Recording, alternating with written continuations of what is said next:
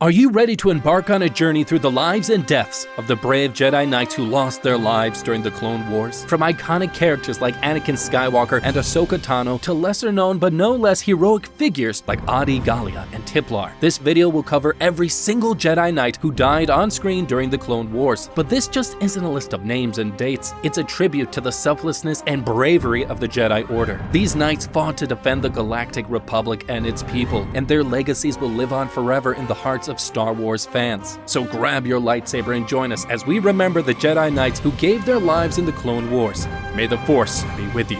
Welcome to Star Wars Empire. Please hit that like and subscribe button to get an update on our latest videos. Starting us off, we have 𝐒𝐭𝐚𝐫𝐬.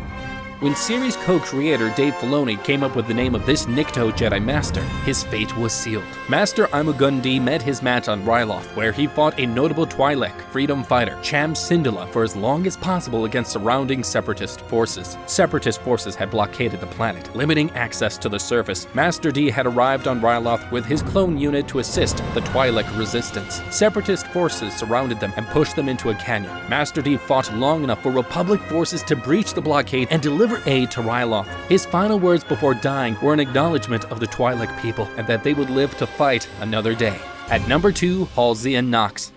In the appropriately titled episode Monster from Season 3, Jedi Master 𝐒𝐿𝐲 was a Ronin Jedi Master and an early victim of One Night brother 𝐒𝐿𝐲 Opress's rampage. 𝐒𝐿𝐲 and his Nautolan apprentice 𝐁𝐿𝐲 were killed while defending the Jedi outpost temple Unedit. While they did a good job of repelling the droid army, things went horribly wrong when newly recruited assassin 𝐒𝐿𝐲 arrived on the battlefield. 𝐒𝐿𝐲 was able to dispatch the two clearly outmatched Jedi quickly. Moments before his Padawan was slammed against the temple door, 𝐒𝐿𝐲 was disarmed, knocked off his feet, and impaled. He was killed instantly by the impact. Moving on, 𝑇IPLAR. The Unknown is the first episode of the Clone Wars 6th season, and it deals with the consequences of activating one of the clone's inhibitor chips too soon. Clone Trooper Tup lost his senses after his dome was rocked a bit, and he executed Jedi General 𝑇IPLAR, a Mickey'n twin, at point-blank range. Tup's health began to deteriorate rapidly after waking up with seemingly no recollection. Because of his betrayal and condition, fellow Clone Trooper 5s would discover a secret deep within the Republic's cloning program. Following that, 𝐒𝐿𝐲 at number 4.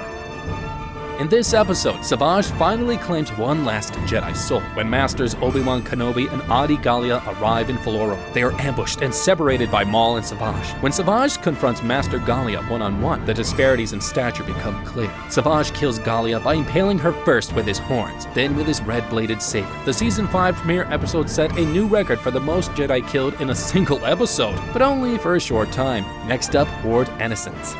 This unlucky Jedi Master, around 21 BBY, he was captured and killed by bounty hunter Cad Bane. Bane targeted Innocence for assassination because he held the rank of Jedi Master, which was required to access the Holocron Vault at the Jedi Temple on Coruscant. Cad Bane would require a shapeshifter named Cato Parasiti to use Ord Innocence's likeness to gain access to the vault and steal valuable Jedi artifacts. At number 6, Bola Ropal. But Bane's murderous association with the Jedi Order was far from over. Killing one Jedi off-screen is one thing, but Cad Bane's order to torture Jedi Master Bola Ropal to death in Season 2 demonstrated what the new bounty hunter on the block was truly capable of. The Jedi Order designated Bola as the keeper of the Kyber memory crystal. When keepers like Bola read the crystal, it revealed information about Force sensitivities and potential Jedi Order initiates. And as it turns out, the keeper of the crystal could have been better at his job, do you think?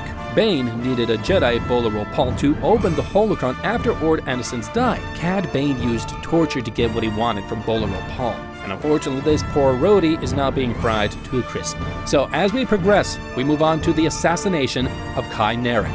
This is a technicality because, while it occurred during the Clone Wars TV series, the events occurred during a flashback on the show. The Season 3 episode Night Sisters Asajj Ventress' tragic past, revealing her to be a former member of the Jedi Order. Jedi Knight Kai Narik, her master, was a human male Jedi Knight around the same age as Master Qui-Gon Jinn. Narik was stranded on Randatak around 44 BBY, where he met Asajj Ventress, a young Force-sensitive Dathomirian girl. Narik accepted Ventress as his Padawan, vowing to teach her the ways days of the Jedi. Narik and Ventress remained on Ratatak for 21 years until Narik was shot and killed by 𝐒𝐭𝐚𝐫𝐬 raiders in 23 𝐉𝐻𝐈𝐍. They had come to Ratatak to kidnap Asajj Ventress in order to have a young Jedi for their fighting pits. It was there Ventress succumbed to the dark side after witnessing the death of her master, the man who had raised her on Ratatak and killed her master's murderer in a fit of rage. Moving on, 𝐿𝐿 Mara and the temple bombing. The Jedi Temple is bombed in Episode 17, Sabotage, resulting in the most Jedi deaths in a single episode. Clones, Jedi, and regular people working and visiting the Jedi Temple on Coruscant were killed in the bombing. 6 Jedi were killed in total, 5 of them were unarmed, and one is known as 𝐿𝐿 Mara. Mara was a male Jedi Knight who trained with fellow apprentice Barriss Offee and taught her some combat techniques. Now, while the temple hangar worker G'Kar Bomani delivered the bomb to the temple, the attack was planned by Barriss Offee, who had grown disillusioned with the Jedi Order. Barriss, sentenced to death for crimes against the Republic, could be the 7th Jedi killed due to the temple attack. The issue is that no one seems to believe that she's truly gone. I'm not sure myself. Many people believe that Barriss still has a story to tell, either as an early Inquisitor, a fallen Jedi Knight seeking redemption, or something else entirely. Ranked number 9, we have Finn Urte and friend, I guess? Revival. The first episode of the show's 5th season doesn't waste any time spilling Jedi blood. Darth Maul and his brother Savage are reunited and devastate the Outer Rim. Animated by rage and vengeance, the pair murders and pillages at every turn. Reports of their atrocities spread throughout the galaxy, catching the Jedi's attention, and this poor soul was executed without even being introduced as Finn Urte Jedi Knight. She's standing over another Jedi, an unnamed Nikto Jedi. Moving on, Pong Krell. If there's anyone who deserved to die, it's Pong Krell, I'm just saying. He got shot in the back by his own clones after making them fight each other in the 10th episode of Season 5, Carnage of Krell. Anakin Skywalker's 501st Battalion was temporarily placed under the command of Jedi General Pong Krell while fighting to control the darkened world of Umbara. Throughout the Umbara campaign, Krell demonstrated a disregard for the lives of the clones under his command, who eventually decided to take matters into their own hands and arrest their general. Krell is eventually captured by the wild Umbaran jungle long enough for the clones to stun and arrest him. While imprisoned, Krell admits to betraying the Jedi Order and Republic in order to attract the attention of fellow fallen Jedi Count Dooku and become his apprentice. Rex determined that the Jedi General was too dangerous to keep alive and ordered his death. But before Rex could pull the trigger, Dogma completed the mission by shooting the traitorous general in the back. Serves him right. So if you liked this video so far, make sure to hit that subscribe button. Following that, Jedi General Nahdar 𝐉𝐻, Amon Calamari, and former apprentice to fellow amphibious Jedi Kit Fisto. His advancement to Padawan learner to Jedi Knight and General of the Grand Army of the Republic directly resulted from the Clone Wars. While on the trail of one Newt Gunray, a member of the Separatist leadership, Nahdar and his clone unit came across a large fortress, which was revealed to be the lair of the infamous Jedi hunter, General Grievous, once trapped inside. Rather than fleeing, 𝐉𝐻 devised a strategy to capture Grievous and bring the war to a close as soon as possible. Ballsy, but risky. And predictably, things did not go as planned, and 𝐉𝐻 was drawn into a duel with Grievous, despite his former master's warning. Nahdar 𝐉𝐻 succumbed to rage and was blinded by it before succumbing to a blaster shot from Grievous during the duel. Now, that's every Jedi who perished during the Clone Wars, but we're not done yet. Before we get started on the list of debatable deaths from the show, I'd like to invite you to join our Star Wars empire if you haven't already. If you want to see more videos and updates like this one, that's what we're here for, folks, at Star Wars Empire. We like to exit hyperspace to investigate the finer points of that galaxy far, far away. If that describes you, why not subscribe today? Come on, like this video and make some friends in the comments so we can do this more often! Anyways, moving on. Because of a technicality, the following deaths are included on this list. I'll leave it up to you to decide whether or not these deaths count towards the Clone Wars body count. Beginning with Ahsoka Tano's death.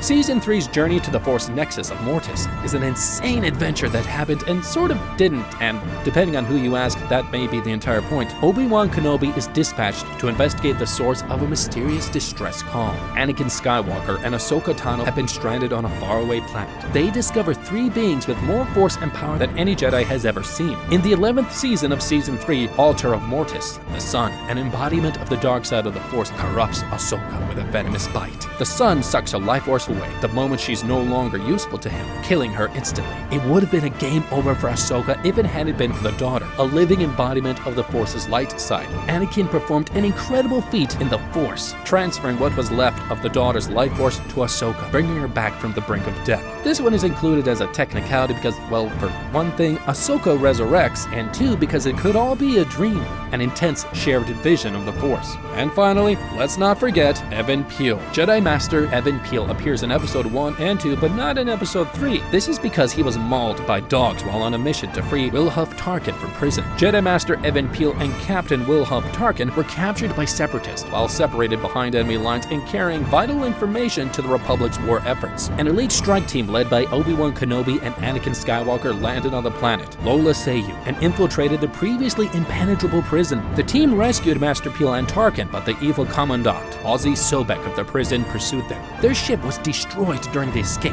and Master Piell was separated from the others. Fearing retaliation from Count Dooku, Sobek unleashed a pack of Anuba to track down his fugitives. These massive beasts slaughtered Even Piell, who was mauled to death on the wastelands of Lola Seiyu. Well, that marks the end of the video. I hope you enjoyed it. Now, is there any Jedi that we might have overlooked? See you in the next video.